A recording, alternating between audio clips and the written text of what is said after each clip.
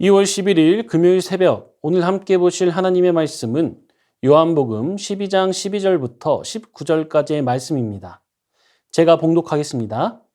그 이튿날에는 명절에 온 큰 무리가 예수께서 예루살렘으로 오신다는 것을 듣고 종려나무 가지를 가지고 맞으러 나가 외치되 호산나 찬송하리로다 주의 이름으로 오시느니 곧 이스라엘의 왕이시여 하더라. 예수는 한 어린 나귀를 보고 타시니 이는 기록된 바 시온 따라 두려워하지 말라 보라 너의 왕이 나귀 새끼를 타고 오신다 함과 같더라. 제자들은 처음에 이 일을 깨닫지 못하였다가 예수께서 영광을 얻으신 후에야 이것이 예수께 대하여 기록된 것임과 사람들이 예수께 이같이 한 것임이 생각났더라.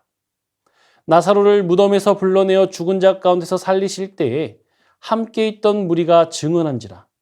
이에 무리가 예수를 맞음은 이 표적 행하심을 들었음이러라. 바리새인들이 서로 말하되 볼지어다 너희 하는 일이 쓸데없다. 보라 온 세상이 그를 따르는도다 하니라. 오늘도 우리를 인도하시는 주님의 말씀을 따라 살아가는 하루 되시길 바랍니다. 우리가 말씀을 따라 살아간다는 것은 하나님의 통치하심을 받고 살아간다는 것입니다. 하나님의 통치하심을 받는다는 것은 하나님 나라의 백성으로서 살아간다는 것을 의미합니다. 예수님은 우리에게 먼저 그의 나라, 즉 하나님의 나라를 구하라고 말씀하십니다. 그리고 주님이 가르쳐 주신 기도를 따라 우리는 하나님 나라가 임하기를 기도합니다.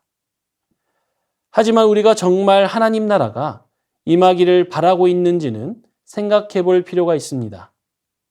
하나님 나라가 임하기보다는 하나님의 능력이 내게 임하여 내가 바라는 나라, 내가 원하는 나라가 이루어지기를 바라고 있지는 않는지 돌아볼 필요가 있는 것이죠. 오늘 우리에게 주시는 말씀을 통하여 우리가 정말 하나님 나라가 임하기를 바라고 있는지, 그리고 하나님 나라의 백성으로서 우리는 어떻게 살아가야 하는지 알아가는 시간이 되길 바랍니다. 오늘 본문은 예수님께서 예루살렘에 입성하시는 사건을 기록하고 있습니다. 당시 로마 통치 아래 있었던 유대인들에게 유월절은 특별했습니다. 애굽에서 종살이하던 이스라엘 백성들이 해방을 얻은 날이기 때문입니다. 자유를 얻은 날입니다. 그래서 유월절이 되면 이스라엘 백성들은 자유에 대한, 해방에 대한 소망을 가지고 그들을 구원해 줄, 그들을 해방시켜 줄 왕, 메시아를 대망하였습니다. 이와 반대로 로마 당국자나 기득권 세력인 예루살렘 종교 지도자들에게 유월절은 긴장의 끈을 놓을 수 없는 시간이었습니다. 더군다나 이번 유월절은 더 특별했습니다. 2년 전 유월절에 성전에서 장사하던 사람들을 내쫓으시고 새 성전을 세우겠다고 말씀하셨을 뿐만 아니라 최근에 맹인의 눈을 뜨게 하시고 죽은 나사로를 다시 살리신 예수님이 예루살렘에 오신다는 소문이 있었기 때문입니다. 예수님께서 예루살렘 성으로 오신다는 소문이 퍼지자 수많은 사람들이 달려와 그분을 환영하고 맞이했습니다.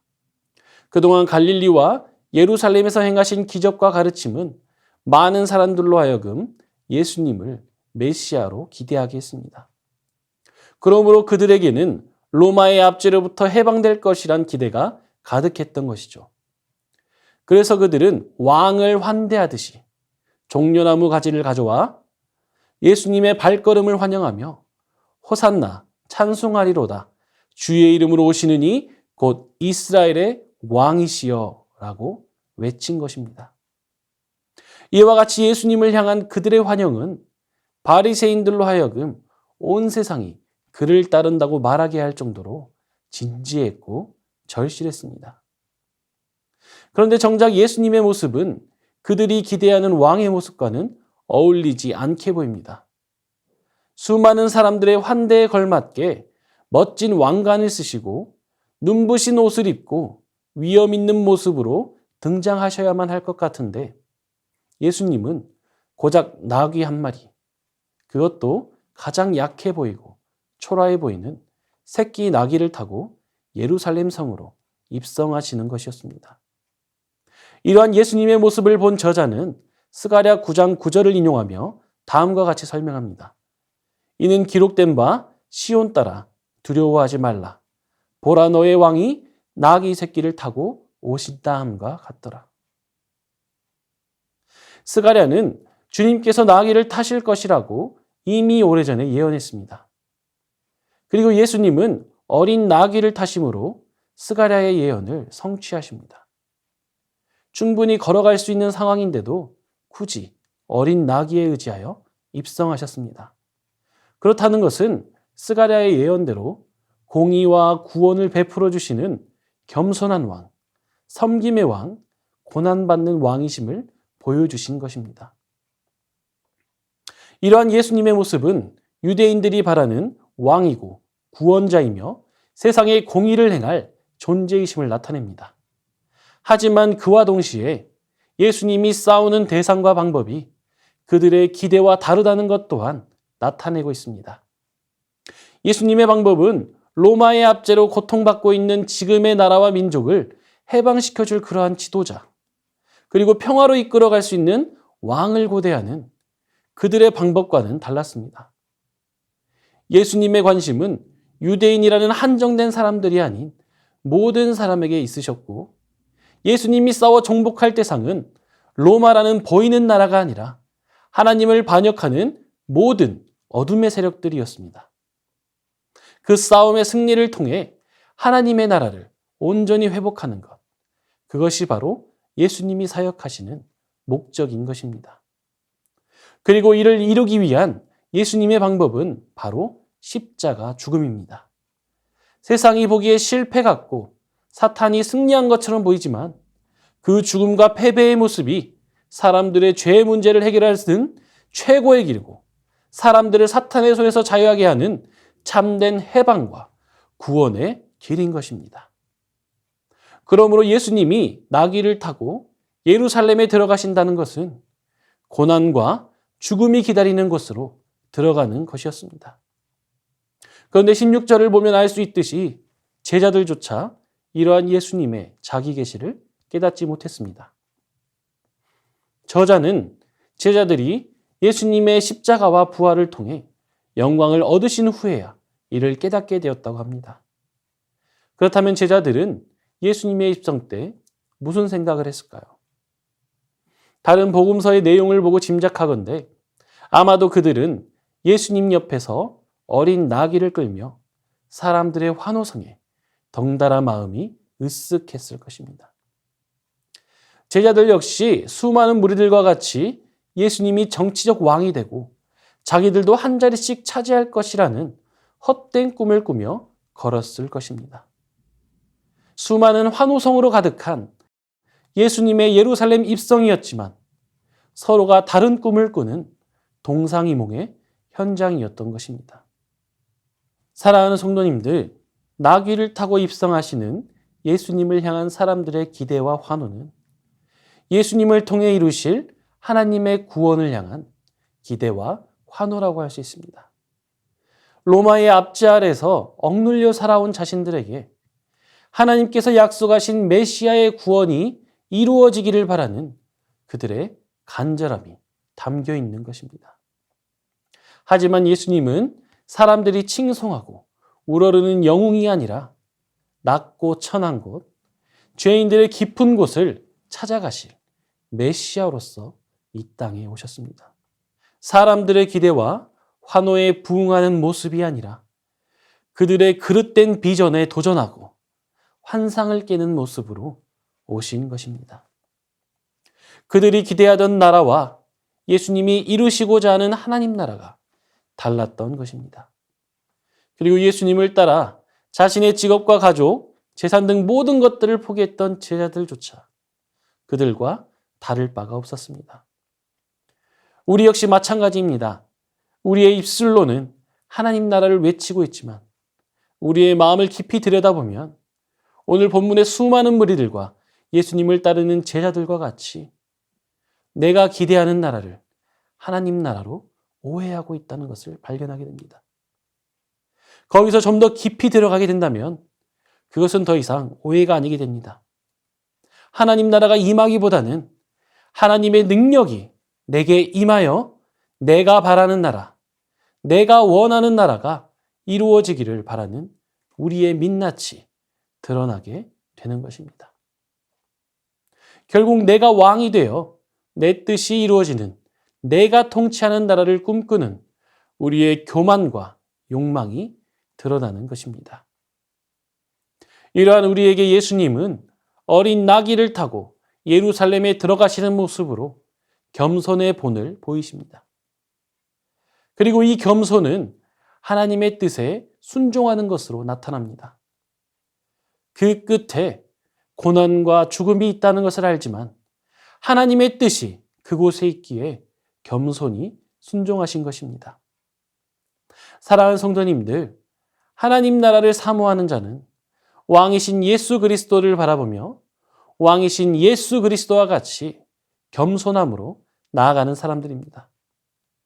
그리고 하나님 나라를 살아가는 것은 겸손히 하나님의 은혜에 감사하며 장차 임할 하나님 나라를 소망하면서 오늘 하나님의 통치를 따라 살아가는 것입니다. 그 겸손함이 오늘 우리에게 나타나길 바랍니다. 그리고 이를 통해 하나님의 뜻이 이 땅 가운데 이루어지길 소망합니다. 오늘도 겸손히 하나님의 말씀에 순종함으로 하나님의 통치를 따라 하나님 나라를 살아가는 저와 여러분의 삶이 되길 주님의 이름으로 축원합니다. 이 시간 주신 말씀을 기억하며 기도하겠습니다. 우리 안에 있는 교만과 욕망을 벗어던지고 겸손의 왕으로 오신 예수님의 겸손을 닮게 하소서. 말씀에 순종함으로 하나님의 통치를 따라 하나님 나라를 살아가는 우리의 삶이 되게 하옵소서. 이 시간 주신 말씀을 기억하며 함께 기도하겠습니다.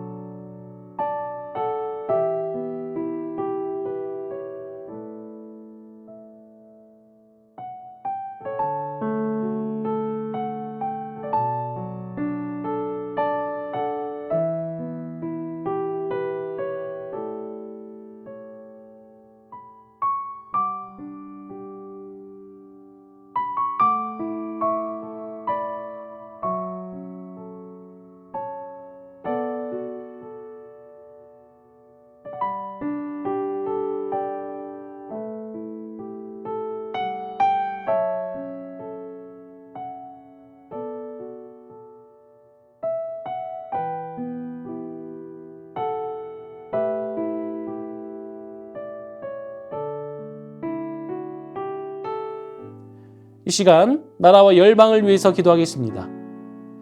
이 나라와 열방을 코로나로부터 지켜주시고 일상의 회복을 허락하여 주옵소서.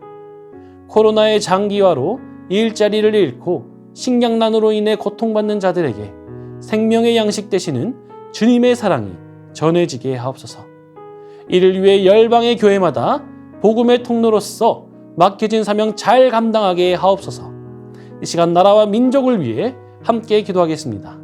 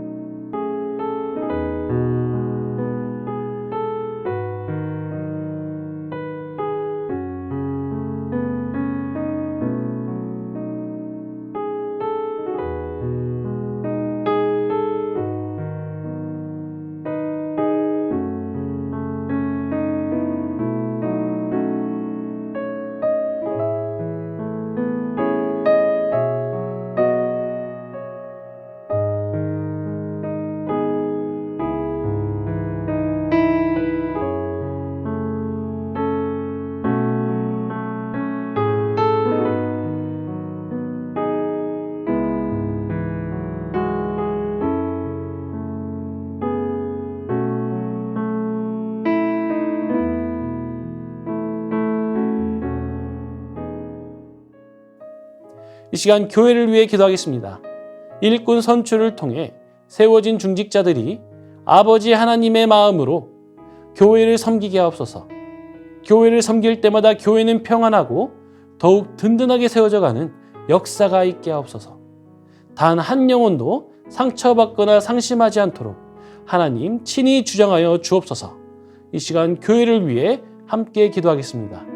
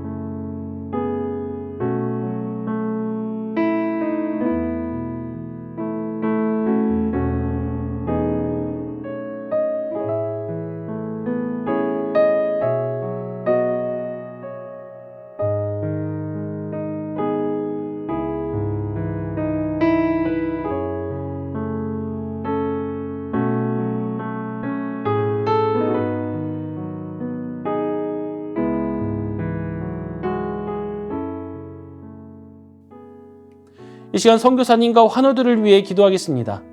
과테말라 도익찬 노행자 선교사님을 위해 기도하실 때 무엇보다도 모든 사역의 초점이 영혼 구원에 맞춰지게 하옵소서.